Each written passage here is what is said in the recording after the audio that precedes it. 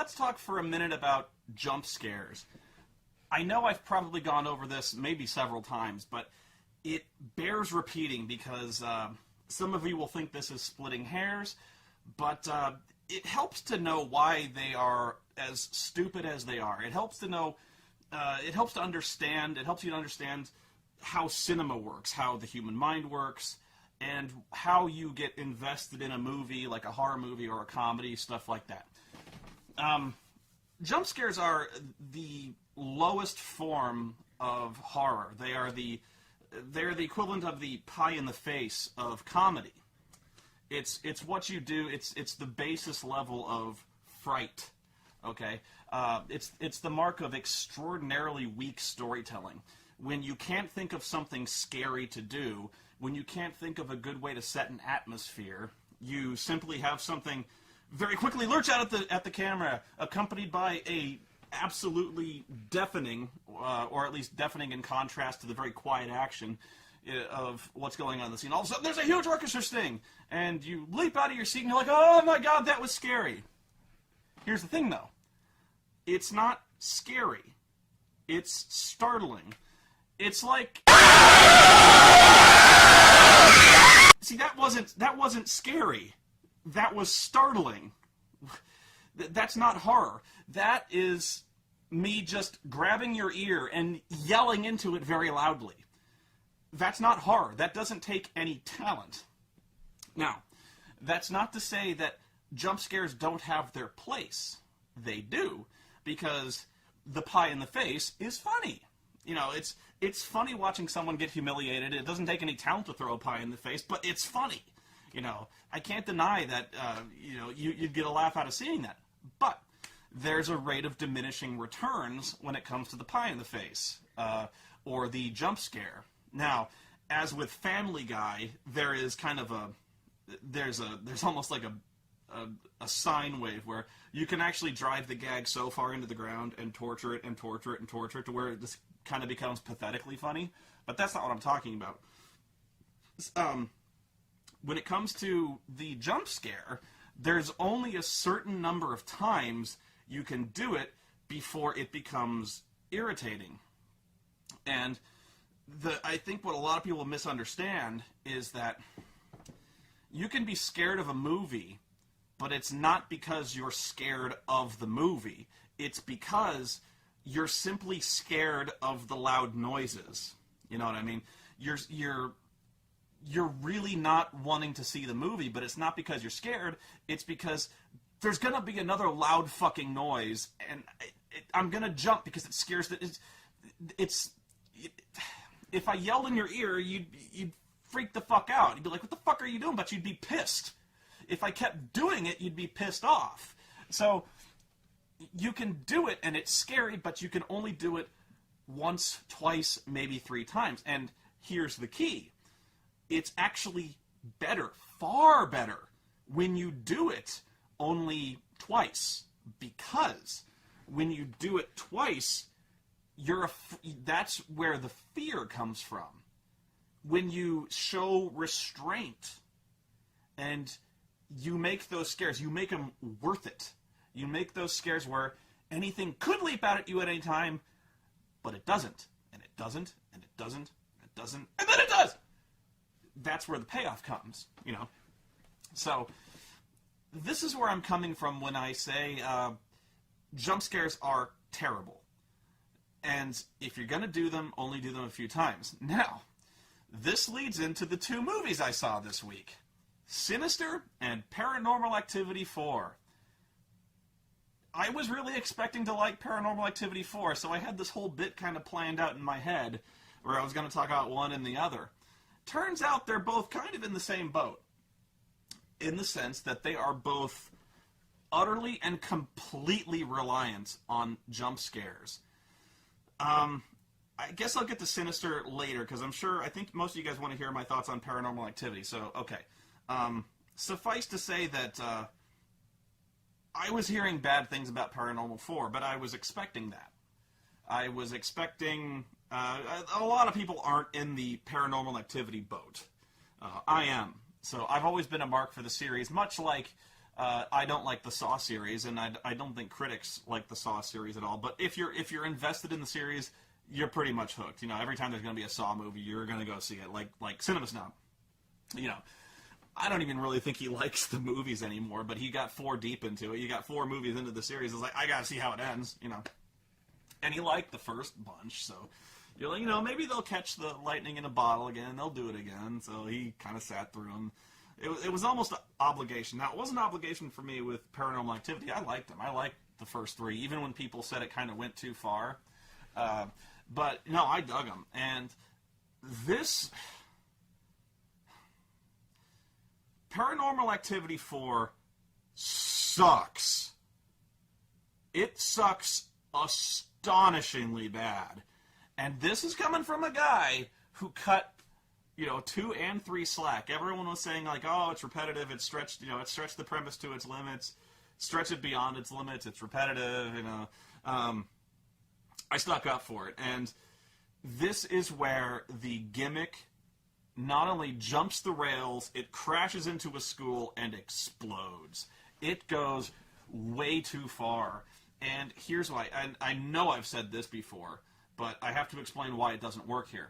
I've always said the Paranormal Activity series, it's the only reason it's any good, only reason, and this goes with any found footage movie, only reason they work is because you could conceivably believe that the footage you're seeing is real.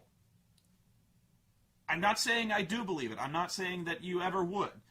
I'm saying you could see in this reality videos hitting the internet that are, like, you see this shit and you're like, oh my god, did that, like, you could, there's enough to hang your disbelief on that you could see something like this happening. You know, like, I'm digging a hole for myself here. Like, now I'm saying it and I'm like, well, you'd never believe, you'd always think it was fake. I'm just saying, like, there's enough, it's grounded just enough in reality to where it's played straight. It's not played like a movie. You know, I guess I'm making some sense, but probably not. But I'm just saying, you look at this and you're like, you know, this doesn't smack of Hollywood. This doesn't seem like it was scripted. I could see this, you know, these people were reacting like I would think they would react, and even some people disagreed. I'm always on team Mika. I'm on team Mika because nobody liked him, but I was like, I am him. Yeah, and I was with it for 1. I was with it for 2. I thought 3 was where it started to lose me, and I like 3, but it got to the point where 3. 3 is based on these old VHS tapes that they found in the basement, and then they were stolen all of a sudden. And then we see the movie, which is these VHS tapes. And that's always one of the biggest problems in found footage movies is who found the footage. And 3, there's no answer to that. Like, okay, these VHS tapes got stolen, but one presumes it was by the bad guys or the cultists or whatever you want to call them in 3. So I'm like, how the fuck did these take? Like, who edited this footage? Who released it in theaters? Because even Paranormal 1 and 2, you could kind of see, like, you could kind of believe that these guys, you know, like the police or some documentarians or something like that, they got a hold of these tapes and they put them together and they're like, this is fucked up. Just watch this and, like, this could be proof of the paranormal. Like, if you were to see that, you'd be like, wow, that's fucked up. But 3, it's like, you know, like in 1 and 2, they thank the families. They give their condolences to the families. They thank the police department for making the records available. You know, they go on and until the credits roll, it's presented almost like a memorial to these dead people. And that's what I mean when I say they play it straight. They thank the press. They thank all these, and they're like, we have nothing but the deepest sympathies for the families here. We're just trying to figure out what happened. And so that's where I'm coming from when I say it's kind of real. 3rd movie, they throw it out the window. They're just like, yeah, there was VHS tapes, and for some reason you are now seeing them. I'm like, who got these tapes? Where did they come from? Did the documentarians get these? But there's no there's no bracketing. There's no, like, it used to be there's title cards. In fact, I don't even remember if there were title cards, like the ones that say like night 1, night 2, that kind of there probably were, but I'm like, who did that? How did they get the tapes? I don't understand any of this. Now, just as long as you're taking the ride, you're like, okay, this is interesting footage. But right there, a lot of the disbelief, it sounds silly, but that little thing, the little title cards, beginning and end, really help you hang your disbelief, you know. And they're back here, you know. But the weird thing is, it doesn't help anymore because things are so absurd, things are so out of hand, things are so fucking crazy in this movie that it goes beyond, like, it goes beyond, there's some unexplained, like in the first one it goes like, you know, there's some unexplainable shit on this footage, and maybe you can figure it out, I don't know. And then there's this movie where it is absolutely batshit. There are people getting grabbed by the ankles and swung into walls and the ceiling. There's people getting their necks snapped like fucking crazy. There's like a body count of like 5 people in this movie, and it's too much. You know, there's so much.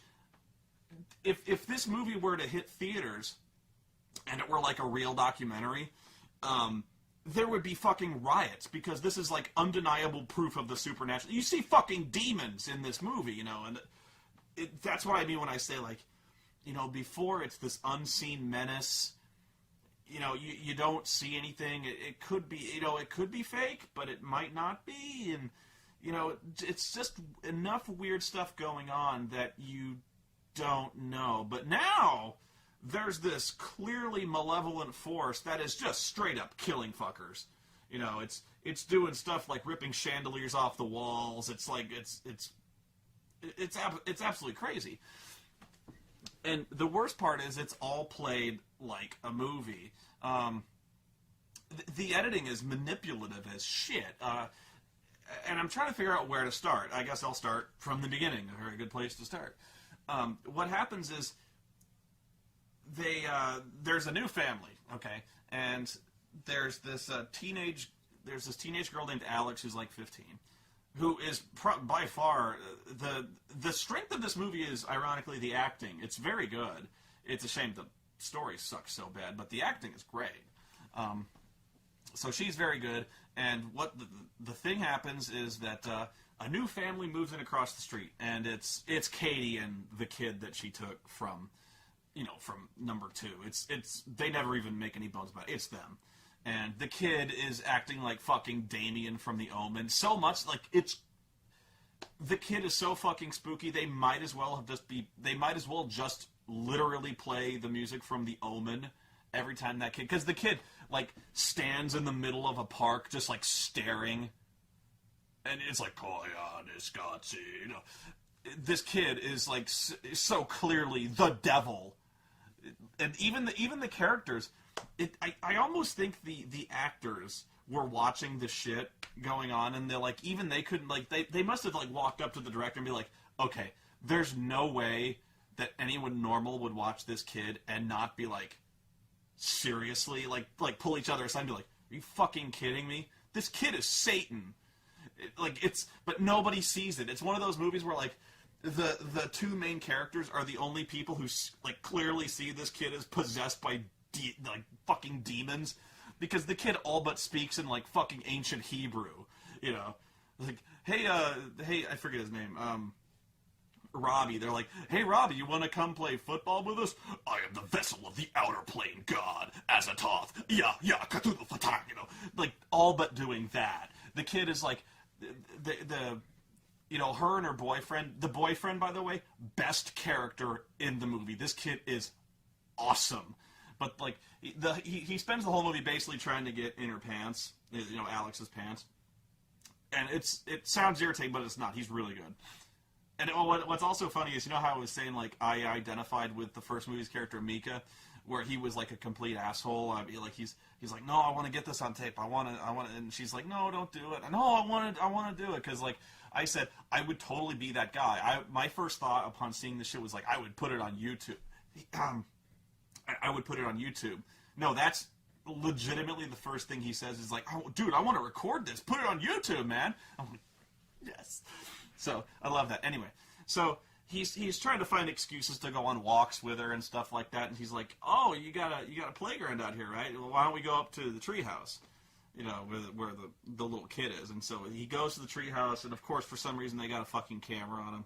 So they go up to the treehouse, and he turns around, and sure enough, like one of the first jump scares of the movie is the kid is just standing there, like in the corner, staring blankly ahead. Like this kid has been there for hours, dead silent, not reacting to anybody climbing. It's just like, and of course everyone loses their shit. They're like, "Oh my God, Rob, what the fuck are you doing here?" And Robbie is just like,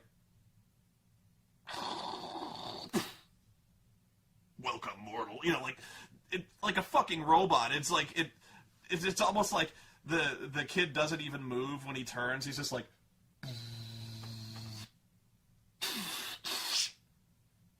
organic life form identified. This kid's fucking crazy, right? So like, I forgot where I was. Oh, the kid being clearly evil. So like, that's just like one example of the kid all the time being just out of his fucking gourd.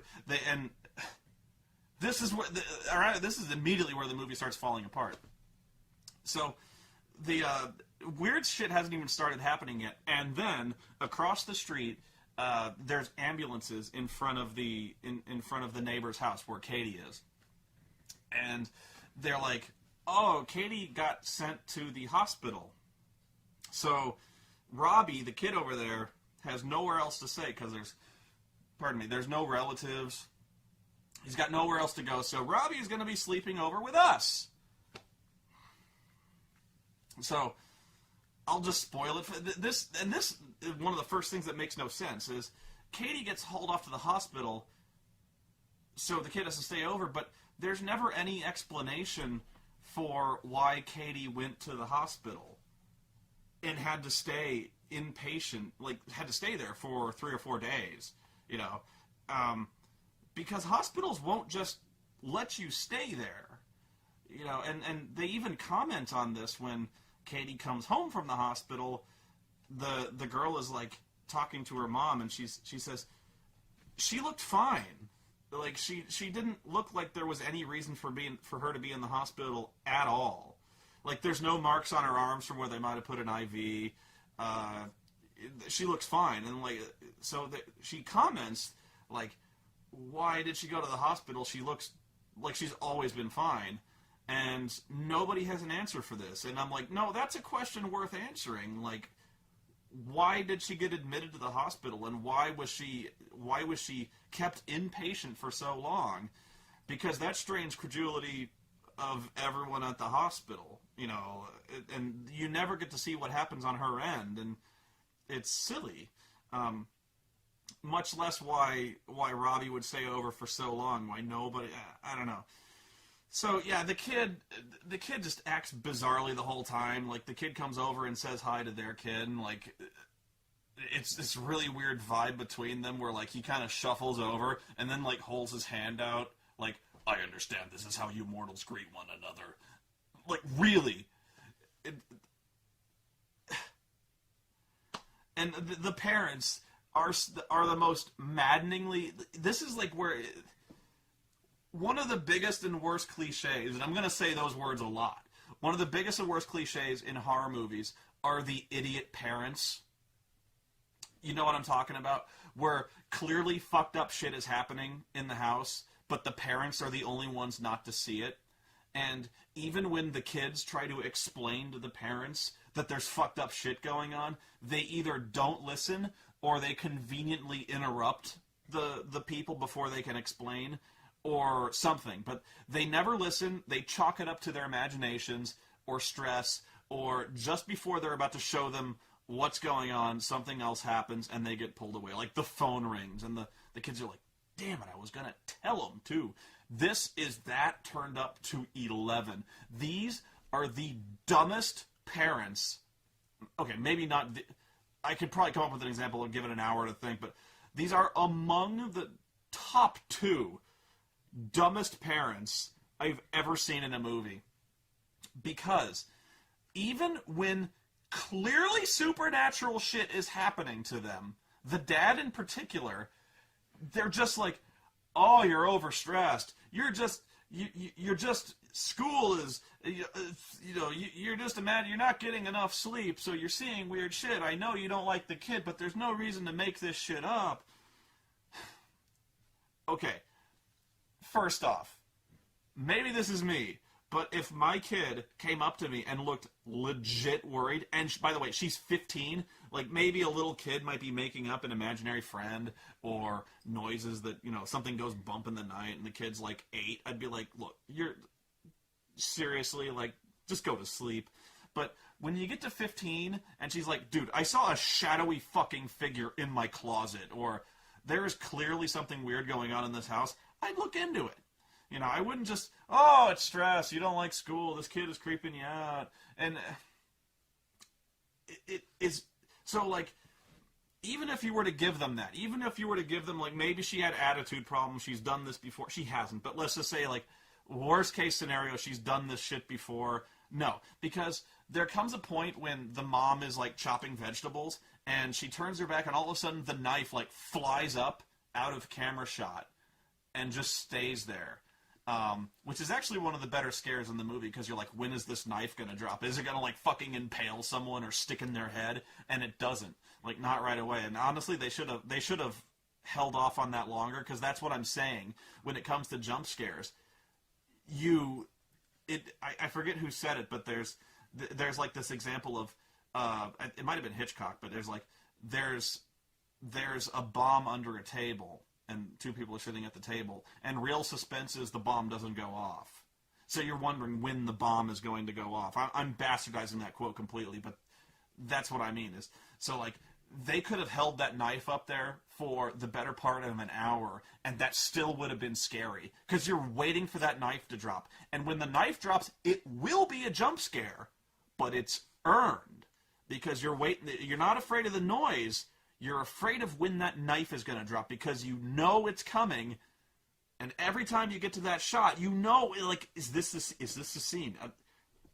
Damn it! And, like, the scene passes, and you're like, no, that's not the. So it's going to come eventually. God, when is it going to happen? So, like, eventually the dad comes into the kitchen. It's late at night. He's hearing weird shit. He's fucking around, and all of a sudden, like, right in front of him, the knife goes, bam. The knife just, like, right where his hand was, and it's, like, vibrating there, and the dad's like, and you're like, oh my god, that almost killed him. And so, like, he's looking, he's like, where the fuck did that knife come from? And then he's legit freaked out, and he starts to, like, tug on the knife, but the fucking knife is sunk into the counter, like, 2 inches. Like, clearly something weird, like, fucking bam, like, buried that fucking knife in the counter. So he, like, has to, like, post down on the counter and, like, rip this thing out. I know, Oreo, it's scary. So he has to rip this knife out of the table. There is no rational explanation for this happening. This is not like how did the knife get up there? There's nobody around that could have, like, rammed the knife into the counter. There's no reasonable explanation for the knife, like, hanging up there. Like, what happened? Did the mom, like, put a thing of fishing line up there and hang it with a tack? There's no reason for that. And so, like, after that scene, he's just like, nothing happened. Nothing. And when scary shit keeps happening to the girl, and she comes running and screaming to her dad, like, oh my god, something locked me in the garage, and it started the car, and it tried to kill me with carbon monoxide fumes. This happens, by the way. She's like, oh my god. So I had to escape, and the only way I could think to escape, because the doors wouldn't open, was to jump in the car and throw it into reverse and crash through the garage door. And of course, before she can explain anything, before she can say, she's like, I got locked in the garage, and before she can get to, like, and something was trying to kill me, I couldn't open the doors, and I had to get in the car. The dad is like, okay, calm down. You've been going on about this, but you don't understand. Something held the doors late, and it tried to kill me. There was carbon. She's like, look, listen. I know the kid is freaking you out, but there's no reason to do this. Like, why would you drive that? She's like, yeah, but I had to because I was getting, no, honey, please. Just go to bed. We're going to talk about this later. You just want to grab this guy by his fucking shirt, bitch slap him twice, 3 times across. Would you listen, please? Like, there's no reason she wouldn't just scream at it, like, shut up! No reason. Completely out of his fucking mind. And this is not, like, there's no reason why he wouldn't just shut up and listen to her, because she's clearly upset. This is not like a teen misbehaving. Why would she ever drive the car through the garage door unless there was a legitimate life and fucking death reason? And maybe they could have maybe given some plausible, like at some point established, like, you know, you're not supposed to borrow the car, you don't have a license, but still, come on. Like, that would have been the weakest justification ever. Like, in fact, you would have thought the dad would sit down and wait for a real good goddamn explanation for why the garage door is obliterated. But he's like, no, honey, go to bed. Go, would you please? Like, I don't want to hear any of your more ghosts, any more of your stories. Would you please? Why does he keep interrupting her? This makes no fucking sense. Especially since she has it on tape. Like, even if he didn't believe any of these ghost stories, which he should, considering a fucking knife dropped from the ceiling and embedded itself 2 inches in the fucking formica. Like, don't you think he would maybe have, like, even the slightest interest in these ghost stories that she's been talking about, especially since something completely unexplainable happened to him the night before? Like, how dense is this motherfucker? It's so ridiculous that there's no real character on the planet who would not stop and listen to this. Like, at least listen to the explanation, even if he thought it was ridiculous. Especially since she has a recording of it. All she had to do is be like, would you just wait? I'm going to call this guy over who can get the footage and he will show you. There's no explanation. And that's what I mean when I say this story is just like, these people are like Martians. They're completely unrelatable, you know. And this movie is where the omnipresent recording just completely fails.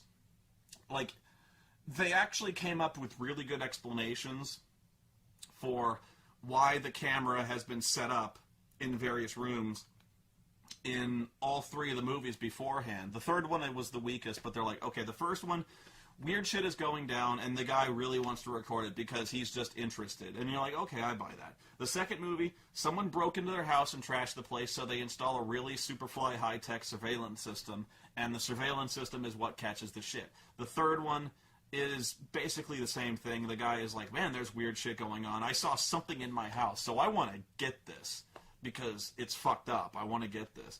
The fourth movie is some weird shit's going on, and it's actually a logical progression because in modern day, we have cameras everywhere. We have them in our laptops. We have them in our iPads. We have them in our cell phones, for Christ's sake.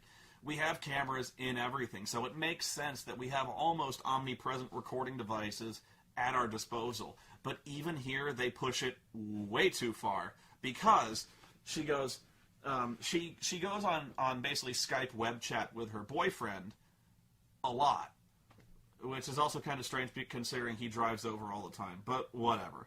So it turns out that he's actually been recording her Skype calls, which for some reason she keeps open and running all night long before she knows anything weird is happening. She keeps this, like, and she's like, why would you record our Skype chat calls? Like, you were watching me sleep? And he's like, no, well, yeah, but that's not the point. And I'm like, why would she leave the fucking chat open when she's sleeping?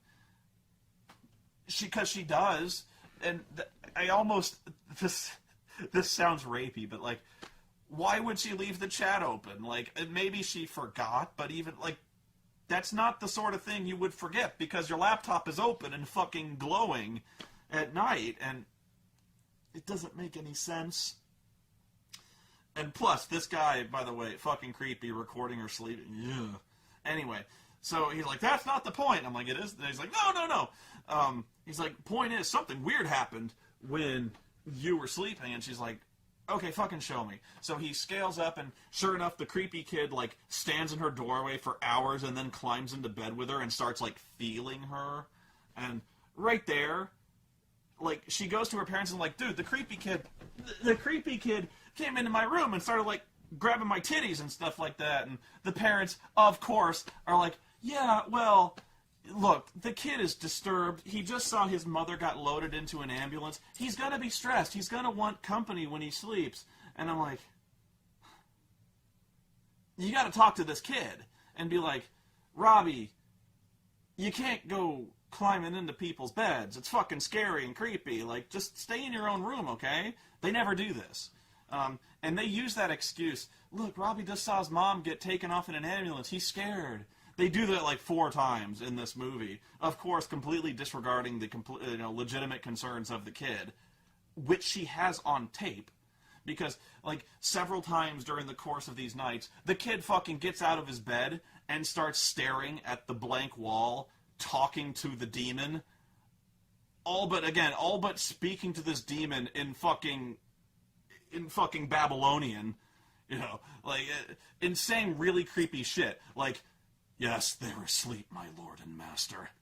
They are completely oblivious to your greatness. Soon, the eighth portal to hell will open, and you will come and subjugate these feeble mortals, sitting on a throne of blood. Like, this fucking shit happens. She has it on tape, or she has it recorded, and she doesn't show them. She doesn't show them, because I guess I wouldn't show them either, because they'd be like, oh, he's fucking scared. Her mother just got loaded into an ambulance. We all talk to imaginary demons when we see that. I did. Back to the recording, where this thing completely falls apart. So, this weird shit keeps happening. She sees it happening on the recorded hard drive, and she's like, shit, this weird stuff is happening all over the house. So, can you set up... I know, it was a scary movie. She's like, can you set it up so every laptop in the house records continuously, because I need to see this? And I'm like, no. Don't believe it. Because not only, like, conveniently, there are like 5 laptops in the house, and really good ones. They have a throwaway line in there to explain why there's really good laptops all over the house. There's one in her room. There's one in the kids' room. And they're like, why do the kids have such a good laptop? And she's like, oh, well, when I got a new one, I had a really good one before, and so they got my hand-me-down.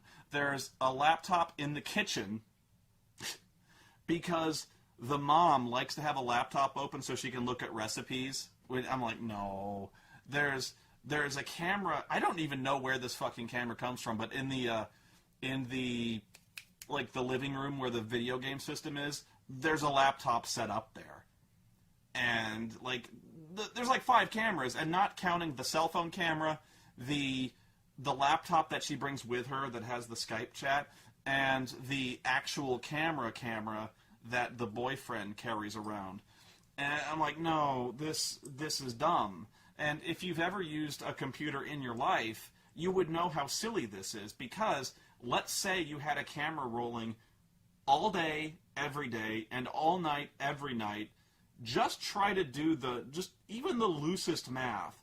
Try to figure out how big those fucking video files would be, even rendered in low quality. And this is taking place over the course of like 20 days. Okay, maybe 15, but even so. There's like no fucking Apple laptop is gonna hold that much footage, ever. It just does not happen. And especially, this is high quality footage as well. So, like, we're not dealing with low res footage. We're dealing with, like, movie quality shit. So, goddamn, I can't record off my desktop for more than an hour and not rack up like 30 gigs of fucking video files. Like, no way does this happen. So right away, completely unbelievable. Not only that, like, there's like 2 cameras in the house that can record infrared. I actually priced out a camera that can record infrared. It was like the cheapest one I could find was $1,100. And I'm like, no way is there's no laptop that I can think of that has an infrared camera. Second, to even have a handheld DV cam that has infrared, no fucking way Robbie dropped $1,100, $1,200 on this fucking thing. And there's just no way, you know. And there's, by the way, no video camera around is going to hold 24 hours of footage. Like, I could probably run mine on the lowest quality for, like, on the outside 8, you know. So unless he was running in every 8 hours to change cards, not buying it. And again, even in number 3, that really stretched it because the most you can get out of a VHS tape is 6 hours if you have it on the lowest quality. So I think they actually did establish that he was legit every 6 hours changing the tapes. But there's also this weird thing, and I have no idea if this is true or not. It probably is. But they get so much mileage out of the... apparently the Kinect shoots out like thousands and thousands of infrared beams that make like this... little points, almost like a planetarium. These little points all over the place that you can see if the lights are off and you have an infrared camera. So it's a really cool looking effect, and they do it like every night to catch the ghosts like walking around. I know, it's fucking spooky. So, you know, if it's really true, I should see if I don't have an infrared camera. I can't afford one, you know. I actually have one on my wish list. I'm like, I am never going to buy this because when will I ever use it? So, like, you have to wonder why this kid is like, I need an infrared camera because I need to watch my girlfriend sleep or some shit. I don't know. So, yeah, it's completely unbelievable. Oh, the demon. This demon is so fucking weird now. Its motivations are completely out. For some reason, the demon has consistently been shown that it's able to disrupt electronics because the camera will start to fail. Like in the previous movies, the camera will fail, the TV will start going to static, the lights will flicker on and off, and yet when this happens in the house in this movie, the laptops stay on. The laptops keep recording, and I'm like, well, why did the lights go out and the laptop stayed on? And you're like, well, maybe the demon wanted to be seen. No, it doesn't, because weird shit starts happening, and the kid goes into a room, you know, like a fucking chandelier falls, and the kid is like, Toby doesn't like you watching us, and then runs off, you know. And I'm like, well, if Toby doesn't like you watching them, why doesn't Toby take his fucking ethereal hand and close the laptops? Why doesn't Toby, like, grab up the camera that's watching him at all times and smash it against the fucking wall? There's no reason why it wouldn't if Toby don't like being watched. And it's not like Toby has anything to fear, which leads me to my next point. Why is Toby just straight up fucking around with the people now? Like, in the earlier movies, you can kind of buy it, because I justify it to myself anyway by saying, okay, there's a demon around, but it's not like fully into this world. It can't really interact directly with the real world because maybe it can only do it for a few seconds at a time. It's maybe trying to freak them out to lower their resistances, or it can only have a legitimate connection to this world if it possesses somebody. So, like, maybe it can't interact with everything that much. It can only interact for any long period of time if it possesses somebody, which is why it possesses Katie, you know. So, like, that's kind of I dug that. In the first 3 movies, the demon doesn't really have that much of a physical presence, so it can only kind of fuck around with things. Like, it can slam doors, it can lure people to where it has, you know, it can lure people around so it can ambush them, because it doesn't have that much strength or something. That's how I justified it to myself, and it made sense that way. In this movie, we have long ago established that Katie has been absolutely and uncontrollably possessed by this demon, because twice now we have seen Katie just outright straight up thug fuck up people, like when she fucking hurled Mika across the room ass first into the camera, when we saw Katie fucking Shoryuken the girl from the second movie, like, right through the fucking ceiling. You're like, Jesus Christ, this demon has made her like some kind of fucking Wonder Woman. So, like, why? I gotta backpedal a little bit. This is another thing that fucking just infuriated me. Okay, in the second movie, it's established that there's the whole witchcraft thing. What the demon ultimately wants is the firstborn male child of the family, because there's some kind of deal with Satan that kind of went on. So the demon wants the first male-born child, and the kid's name is Hunter. Okay, so the entire second movie, the demon is trying to get a hold of Hunter, and it ends with Katie doing the Shoryuken and taking the kid and leaving. You know, so okay, so the Katie has Hunter, walks off, and you're like, wow, why is Katie now fucking with this new family in the fourth movie? This is where I almost walked out of the theater. I was so mad. Okay, here's what happens. Okay, big spoilers. Not even that huge a spoiler, but whatever. It turns out that the kid that Katie got was not Hunter. It turns out that Hunter is the adopted child in the new family in 4. Apparently, Katie got the wrong kid. This movie took the entire concept of the second movie and punted. It punted to a 5th movie. Blatantly and inexcusably, it essentially retconned Paranormal Activity 2 by saying, oh, all that shit that happened in 2, completely pointless, because that wasn't the actual kid. No, this is the kid here. And there's so many plot holes that opens. And maybe I just was so mad I wasn't paying attention. I don't think that's the case, but maybe I just missed the part that explained every single plot hole that raises. Why in the name of fucking Christ, why would the original family give up Hunter for adoption? Why? It doesn't make any sense, considering they have a kid, and that kid is named Hunter. Did that family have a kid and not like the kid and take it back to the hospital, and they're like, this kid is defective, can we trade it in for a new one? And they handed it... What the fuck? That doesn't make any fucking sense. And then, like, why, if the family in the fourth movie had a kid, they had Alex, why would they feel compelled to adopt when it's been shown that they could have kids? Did something happen? Which is never explained? Why? And why, in this movie, if they only have one little kid, do they have bunk beds? And this isn't the sort of thing where, like, oh, maybe the girl and Oreo... It's not the sort of thing where, like, maybe Alex and the kid were little kids at the same time, so they slept in bunk beds. There's no way, because, like Wyatt is, like, fucking 7. So there's no reason they would have bunk beds. And this is the sort of thing I nitpick about like crazy, but there's no reason for it. They only have bunk beds because they don't have 2 beds in the... Why would they give the kid up for adoption and still have a kid? Why would the other family adopt a kid if they already had a kid? It doesn't make any fucking sense.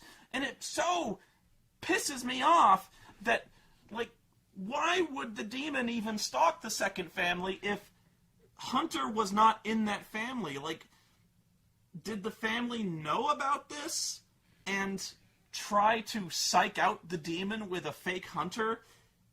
Like, did they give the original Hunter for adoption, then they adopt another kid and named it Hunter so the demon wouldn't know?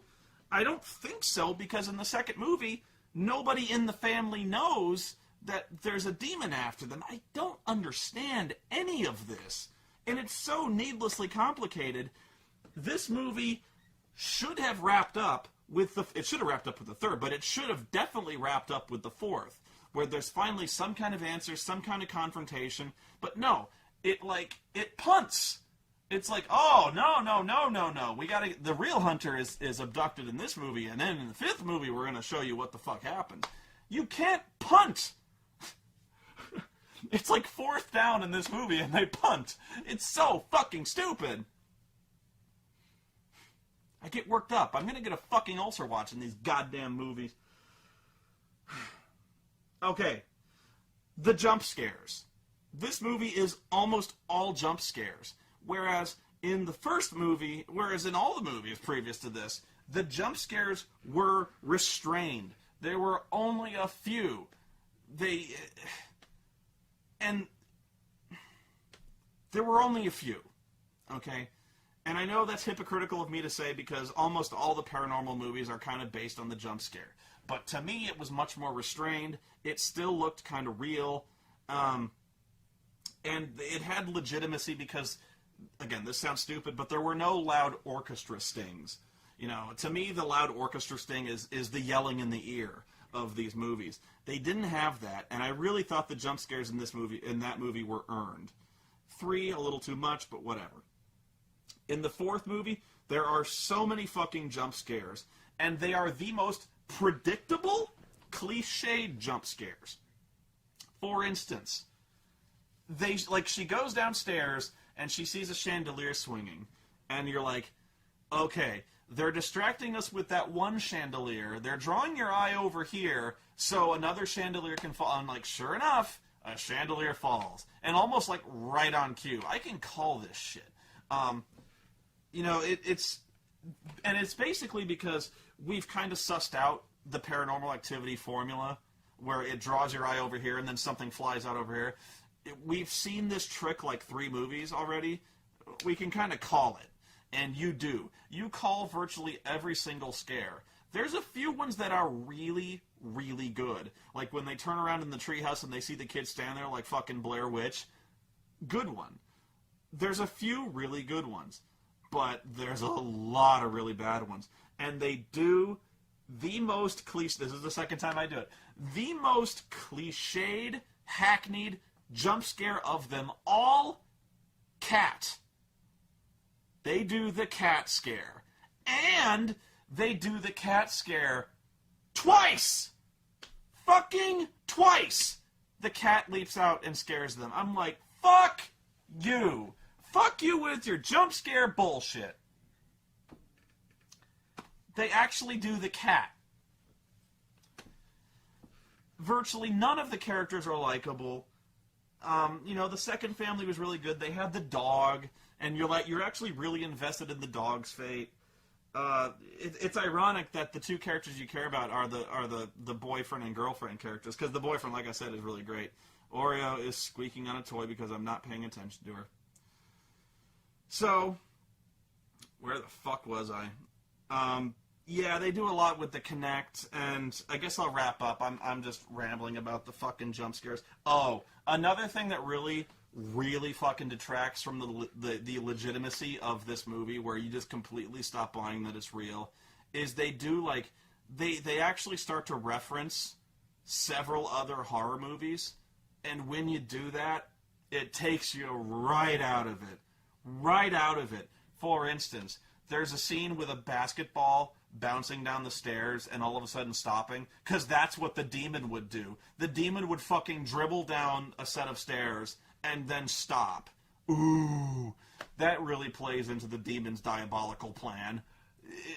And there's another one where the kid, like one of the kids, is like pedaling around the house on this little like recumbent tricycle, which is exactly the thing that happens in The Shining when the kid is like pedaling down the halls on this tricycle thing.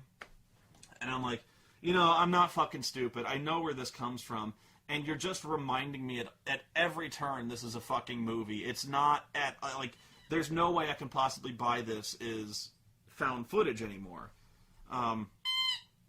This is the squeaky toy, and Oreo this is the scariest thing in this movie. The ending is where... The ending, fucking silly. The ending has always been the weak point of all the movies, I think. Where that's where, like, the really fucking scary shit happens, and that's usually where the really indefensible cinematic crap happens, with, like, the demon face in the first one.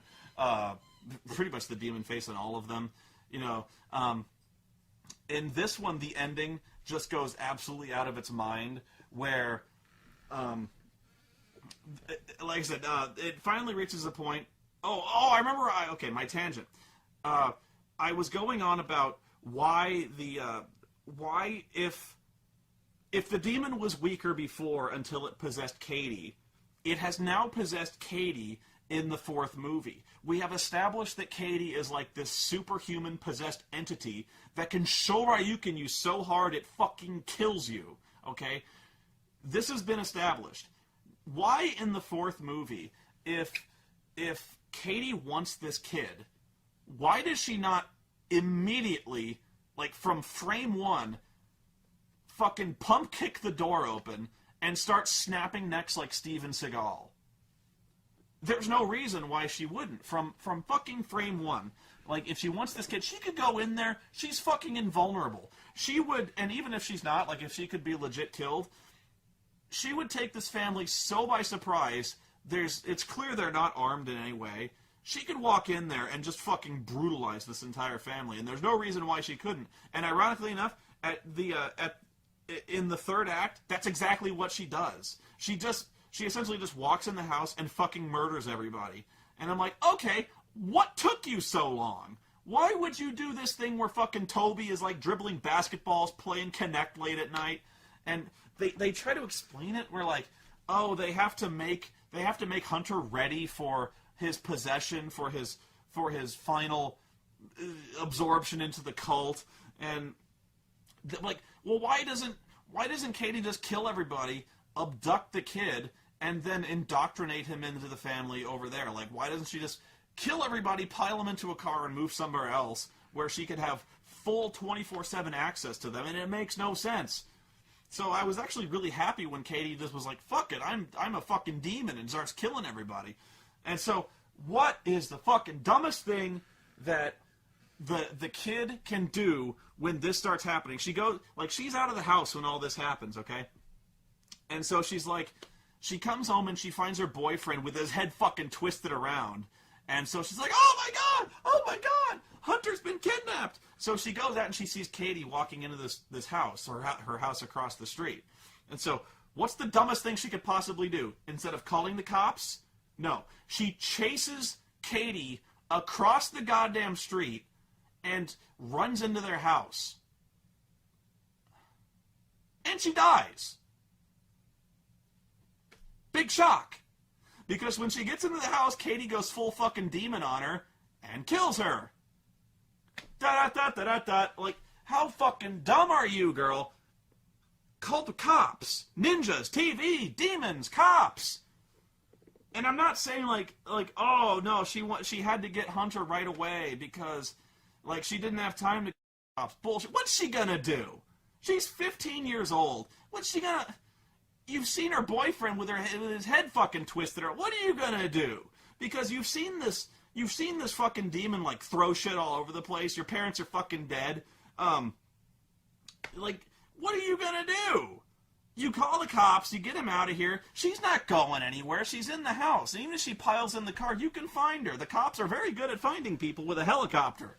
It works out great. So, goddamn, retarded. And this is like, even when she goes in, she sees her dad being like run through the house by this invisible fucking force, like being ping-ponged across the walls. Like, this demon is just slamming him left and right, and eventually like fucking kills him, and they disappear into this room, right? And like, even then, like, she has a chance to get out of there. There's no fucking she has to realize, like, oh my god, I stand no chance against this bullshit unless I have a cross soaked in olive oil. First movie, bullshit. And where it gets, I keep saying this too. Oreo, go get your sweet. And the worst part of this scene is she tapes it or she records it. How? She has her camera phone out. And even when her parents are getting murdered in front of her face, she has her camera phone out, and she runs through the house, and even when Katie fucking goes demon face on her, camera's still out. She's in mortal fucking danger. She's smashing a window to get out of this house. Camera phone in her left hand.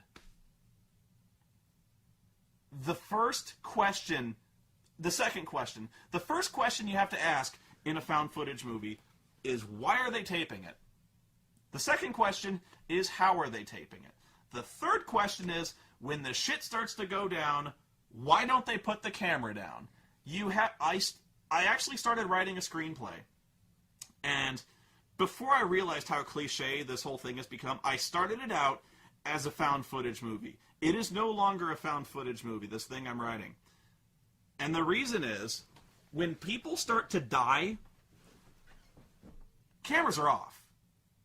You know, when it depends a little bit, but like when people start to legit die, like straight up just get murdered, like Steven Seagal neck snapping, or like people are in danger, knives start getting thrown around, the cameras should go off. The police really should be contacted, or somebody needs to be called in on this shit, because this is fucking insane. So like, I can appreciate her wanting to document this, but when the parents are getting killed right in front of her, you throw the camera down. You call the cops, you know.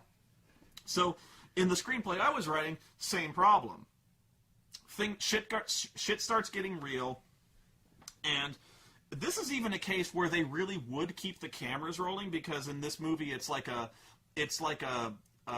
laboratory experiment.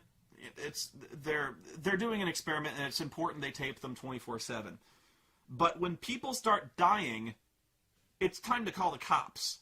You know, the experiment is over. You know, you would not keep taping this unless it was for legal purposes. But like I said, people are dying. It's over. You know, there's no reason you wouldn't drop the phone. And not only does she not drop the phone, it's perfectly stable. It's on like a fucking Steadicam. She has all the shots perfectly framed at all times, even when like the fucking demons have surrounded her. There's more than one now. In fact, there's like a fucking 1,000 of them, but whatever. That last shot in the movie is really weird. But like, you throw the fucking... Oh, there's another one. This was hilarious to me. Okay, she's in the garage, and the demon traps her in the garage. It fucking slams the garage door shut. It somehow holds the other garage door shut that leads back into the house. It turns the car on and starts to fill the room with carbon monoxide, okay? And you're like... So she's in big trouble, and the reason there's a camera on her is because she's on a video chat with her boyfriend, and she's carrying the laptop around, okay? Fair enough. So when the room starts filling up with the carbon monoxide, she puts the laptop on the floor. I'm like, okay. Then she starts to try the door. The door is closed. So then she's like, I gotta get in the car. So she runs past the laptop, and on her way past the laptop, she spins it around. She spins the whole laptop around to look at the car. I laughed so hard at that. Bullshit. Fucking bullshit. I was like, she's in mortal danger. She's trapped in a room that's filling with poison gas. She turns the laptop around to look at her.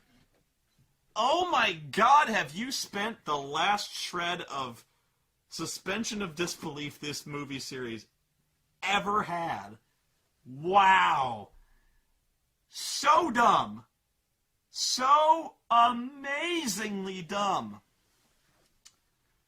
This is what I'm talking about when I say there's no way you can believe this. There's none.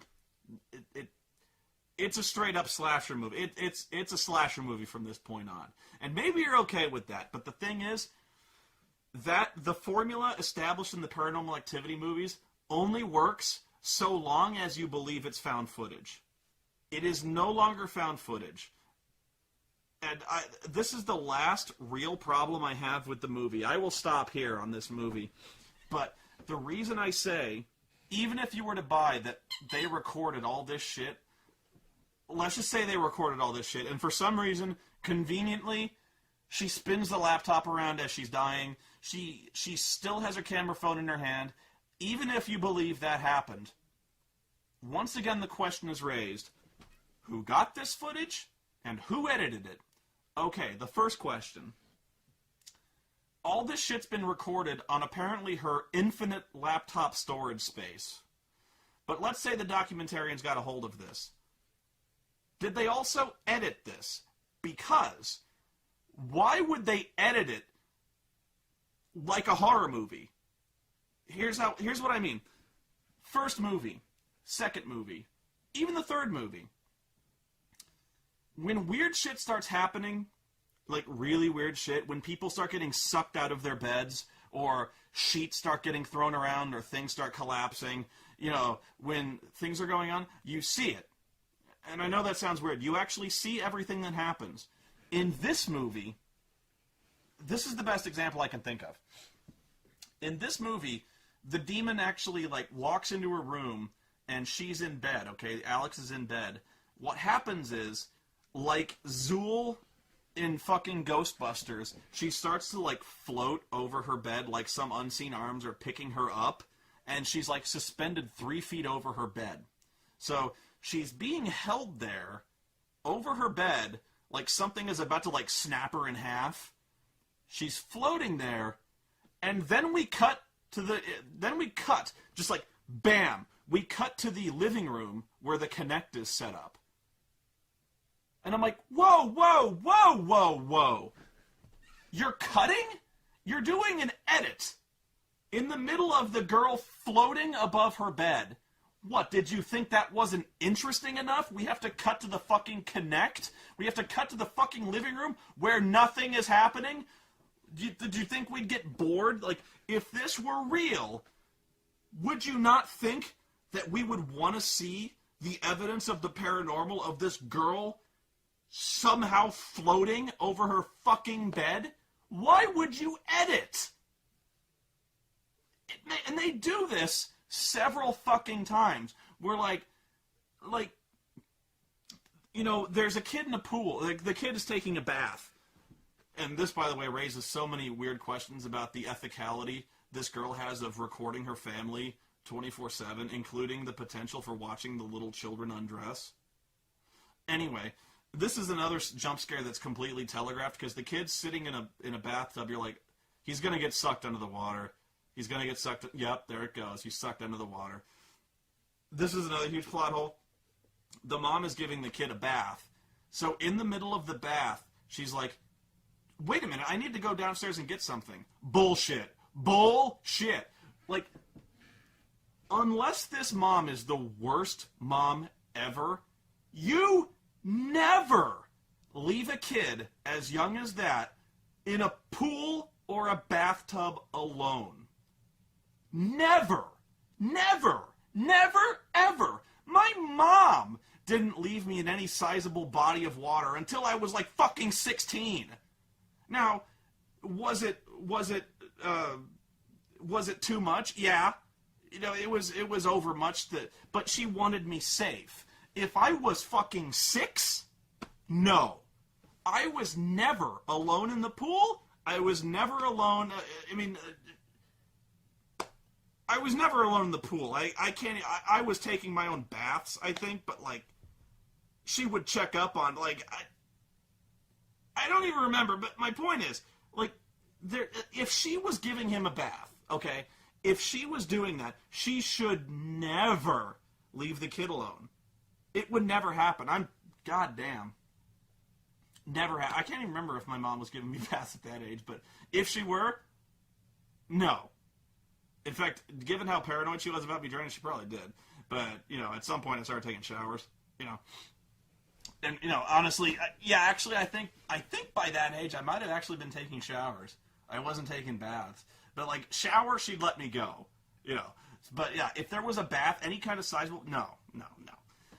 But, where was I with this? I keep going on tangents. Oh, the editing. So, like, the kid gets sucked under the water. He's not, like, whatever it is not letting him surface. He's down there for 20 seconds, 30 seconds, 40 seconds. But before we get to 40 seconds, actually, like at 20 seconds, we cut. We cut down to the kitchen where we see the mom, like, getting a sandwich. And I'm like, okay, they're establishing that the mom is nowhere to be seen. We cut back to the bathtub. It's like 30 seconds now. Then we cut back to the kitchen where she's still making a fucking sandwich. I'm like, you know what? Point made. She's a bad mom and she's making a fucking sandwich. But, like, why would we not stick with the paranormal? Why would we not watch the paranormal activity that's going on? And this happens, like, virtually every fucking time we see anything weird happen in this house. in the middle of it, we cut. Not only that, sometimes we don't even go back to it. This is a perfect example. Alex is floating over her bed. We cut to the family room where nothing is happening, and then we cut to the next morning. We cut to the next morning where Alex is once again laying in her bed. What the fuck? Did you not think we'd be interested to see how she got down? Like, okay, I know it's implied she gets down, but this is Paranormal Activity. We would like to maybe see the paranormal activity this movie speaks of. In the first movie, in all the movies previously, we see it. Like, if Katie got sucked out of the bed, we see where she gets sucked off to. That came out weird. We see where she gets pulled to. We see Mika, like, grab her and pull her back. We see the paranormal shit happening. I don't know why the fuck you would... The only reason you would edit it is to make it, like... is to make it a horror movie. Where it's completely artificial now. So, that's where I'm coming from. Like, as soon as I say there's any artifice going on with these movies, movie's out the window. Movie is done.